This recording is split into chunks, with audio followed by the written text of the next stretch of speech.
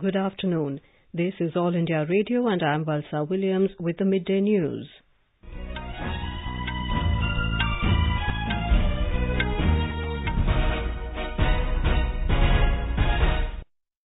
The headlines.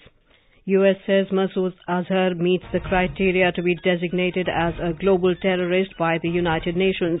UN Security Council to take up the issue of banning the JeM Chief today.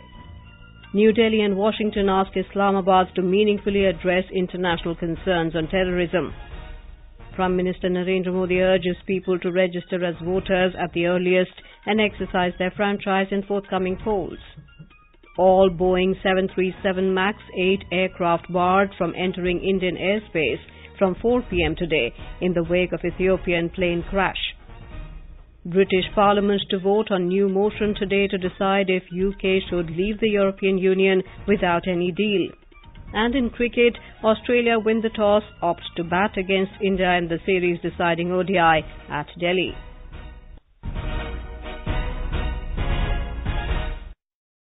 The United States has said Pakistan-based JeM Chief Masood Azhar meets the criteria to be designated as a global terrorist by the United Nations.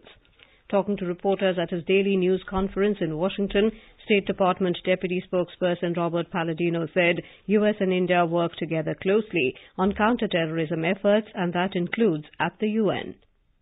JeM is a United Nations designated terrorist group. Azhar is the founder and the leader of JeM, and he meets the criteria for designation by the United Nations.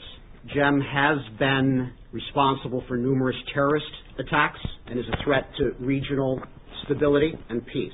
We will continue to work with the Sanctions Committee to ensure that the designation list is updated and accurate. The deputy spokesperson also said China's opposition to the move counters a mutual interest in achieving regional stability and peace. He said, regarding your specific question on China, I would say that the United States and China share a mutual interest in achieving regional stability and peace, and that a failure to designate Azhar would run counter to this goal. Mr. Palladino's remarks came ahead of the United Nations Security Council, UNSC, taking up the issue of banning the JeM Chief. The deadline to raise objections to the proposal to designate Azhar as a global terrorist ends today.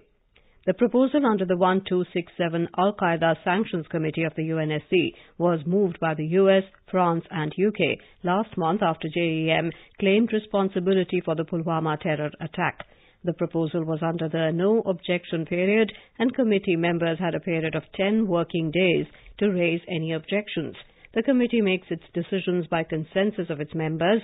All eyes are on China, which has in the past blocked India's bids to get Masood Azhar listed as a UN-designated global terrorist. According to the listing rules of the Al-Qaeda Sanctions Committee, if no objection is received by the end of the no objection period, the decision will be deemed adopted, meaning that Azhar will become a UN-designated global terrorist and will be subject to an assets freeze, travel ban and an arms embargo. India and the US have asked Pakistan to meaningfully address the concerns of the international community on terrorism, including cross-border terrorism. Foreign Secretary Midday and the U.S. Under-Secretary of State for Political Affairs, David Hale, held Foreign Office consultations in Washington and discussed the issue of terrorism. An official statement said both sides exchanged views on building convergences in the Indo-Pacific and agreed to work with each other and regional partners to promote inclusivity, stability, peace and prosperity in the region. Mr. Gokhale and Mr. Hale also reviewed progress made since the ministerial 2+2 meeting and discussed ways to further expand cooperation. Prime Minister Narendra Modi has called upon people to register as voters at the earliest and give their voter card a place of pride in their life. In a blog titled 4 Requests for Democracy, Mr. Modi said people can apply online on www.nbsp.in or through BLOs of their respective polling stations or at the Electoral Registration Office. He also asked voters to revisit electoral rolls and check whether their names are there. The Prime Minister requested people to encourage their families, friends and colleagues to vote. He asserted that the forthcoming elections are special as those born in the 21st century will be able to cast their votes for the first time. Mr. Modi said a vote signifies willingness to contribute to the development trajectory of the nation, and by voting, people connect themselves with the country's dreams and aspirations. The Union Cabinet has approved the general elections to the Lok Sabha 2019 for issuance of statutory notifications under subsection 2 of section 14 of the Representation of People Act. It provides for calling upon the parliamentary constituencies to elect members to the House of the People on the dates to be recommended by the Election Commission. A BJP delegation led by Union Minister Ravi Shankar Prasad met the Election Commission EC in New Delhi this afternoon. Briefing media, Mr. Prasad said the party has requested the Commission to declare all of West Bengal as super sensitive. हमने उनसे मांग की है पूरे बंगाल को super sensitive declare किया जाए, सारे बूथ पर सेंट्रल फोर्सेस का डिप्लॉयमेंट किया जाए, वहां पर मीडिया को भी आजादी नहीं दी जाती है अपनी बात कहने की, तो हमने ये भी आग्रह किया है कि वहां मीडिया सबको फ्रीली अवेलेबल हो, लोकतंत्र के लिए जरूरी है, इसलिए बंगाल के लिए चुनाव आयोग एक मीडिया ऑब्जर्वर भी अपॉइंट करे. BJP has also demanded withdrawal of former Kolkata Police Commissioner Rajiv Kumar from election duty.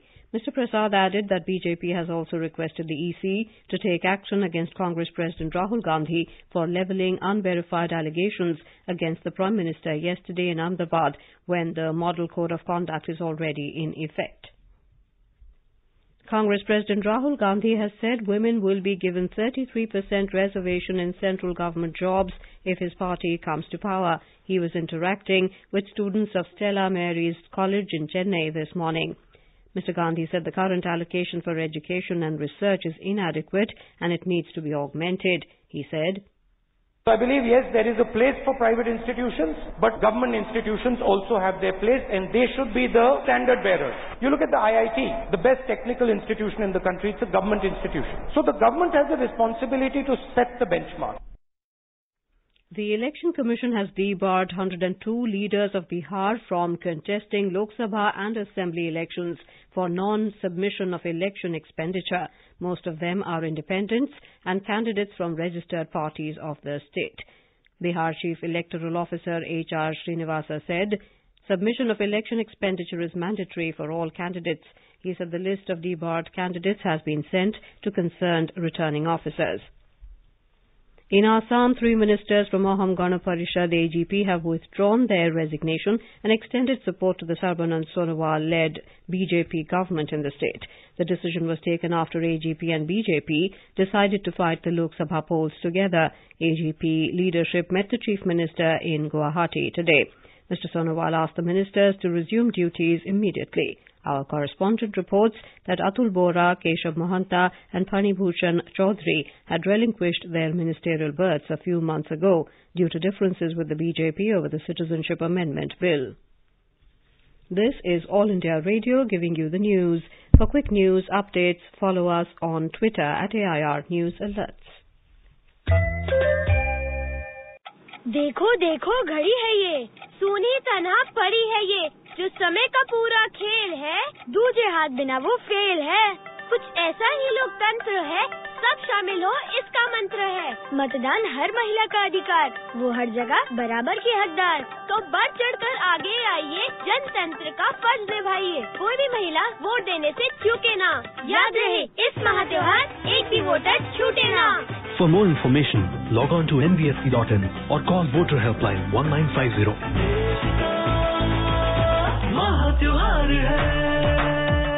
Bharat निर्वाचन आयोग द्वारा जनहित में जारी.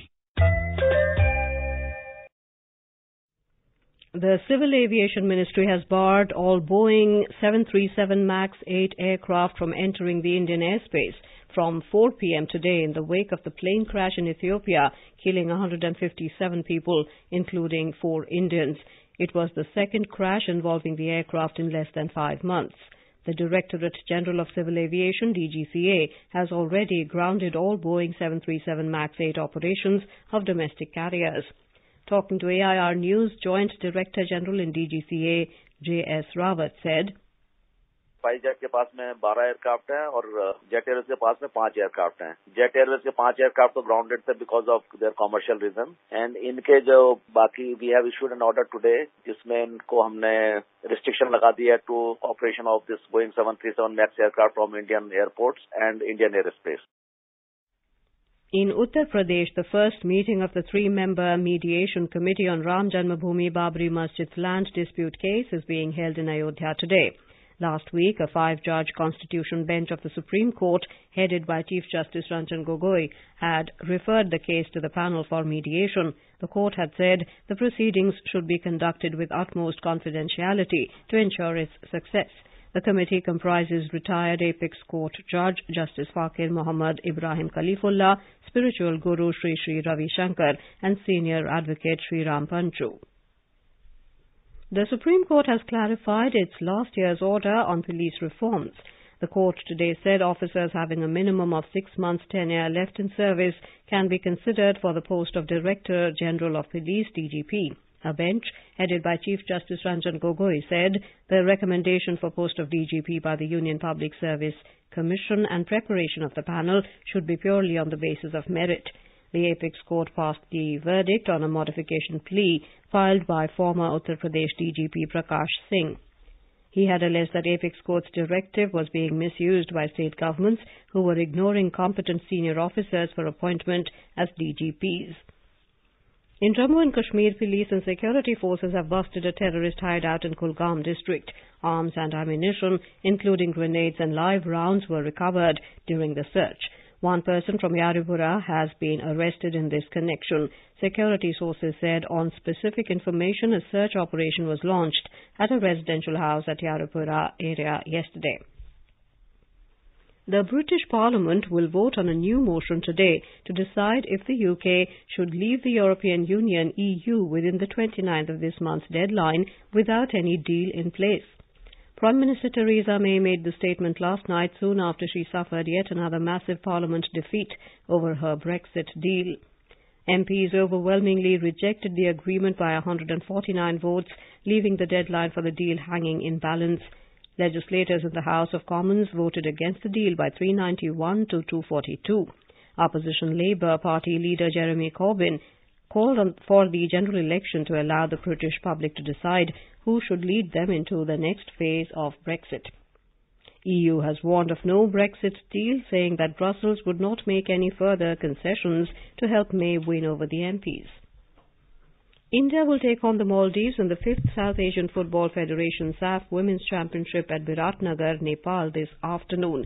In the 6-team competition, defending champions India have been drawn in Group B alongside the Maldives and Sri Lanka. Hosts Nepal are in Group A with Bangladesh and Bhutan. More from our correspondent.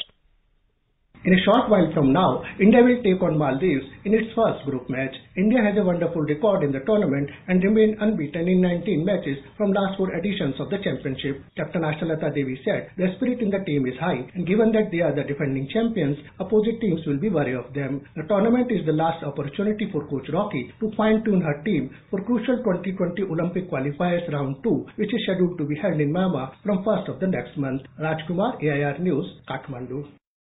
In cricket, Australia were 51 for no loss in 9.3 overs against India in the final and deciding ODI of the 5-match series at the Firozshah Kotla Stadium in Delhi when reports last came in. Aussie skipper Aaron Finch had won the toss and opted to bat. The series is currently squared at 2-2.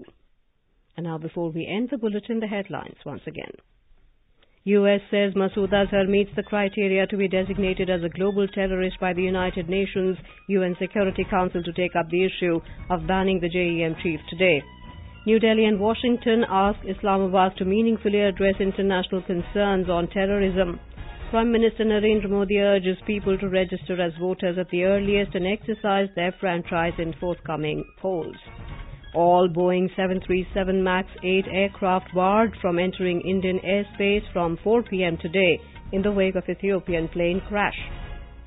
British Parliament to vote on new motion today to decide if UK should leave the European Union without any deal. And in cricket, Australia win the toss, opt to bat against India in the series deciding ODI at Delhi. With that, we end the Midday News.